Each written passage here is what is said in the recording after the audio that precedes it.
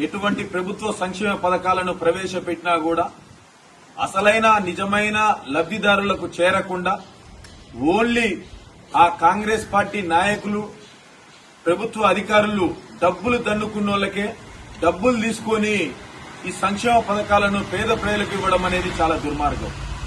అందులో భాగంగానే నిన్న మన పాలకీడు మండలం జానపాడు గ్రామంలోని విలేజ్ సెక్రటరీ గారు ఒక ఇందిరమ్మ ఇళ్ల లబ్దిదారునికి కాల్ చేసి ఇట్లా డబ్బులు ఇస్తేనే మీకు ఇళ్ల బిల్లు వస్తుంది అని చెప్పి మాట్లాడడం అనేది చాలా బాధాకరం.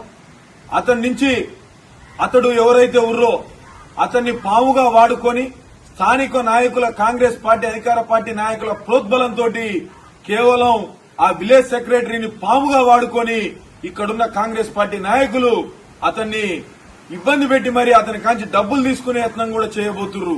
దీన్ని మేము తీవ్రంగా ఖండిస్తున్నాం. ఎందుకంటే ప్రభుత్వాలు ఏదైనా సరే సంక్షేమ పథకాలు ఇచ్చేది అసలైన నిరుపేదలకే. అట్లాంటి నిరుపేదల నుంచి కూడా డబ్బులు వసూలు చేయడం అనేది చాలా బాధాకరం.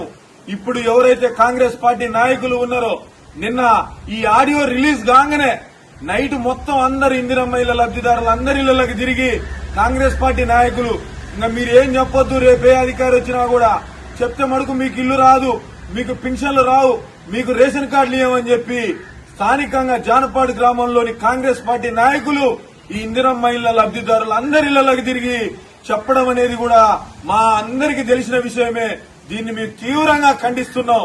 ఎవరైతే ఇందులో అవినీతి చేయడానికి, ఎవరైతే డబ్బులు వసూలు చేయడానికి ఒక పంచాయతీ కార్యదర్శే కాదు అతను వెనకుండి నడిపిస్తున్నటువంటి ఈ కాంగ్రెస్ పార్టీ పెద్దలు నాయకులు ఎవరైతే ఉన్నారో వాళ్ళందరి మీద కూడా తక్షణమే జిల్లా కలెక్టర్ గారు చర్యలు తీసుకుని నిజమైన అర్హులకు, నిజమైన లబ్దిదారులకు ప్రభుత్వ సంక్షేమ పథకాలు అందేలా చూడాలని మేము బీఆర్ఎస్ పార్టీ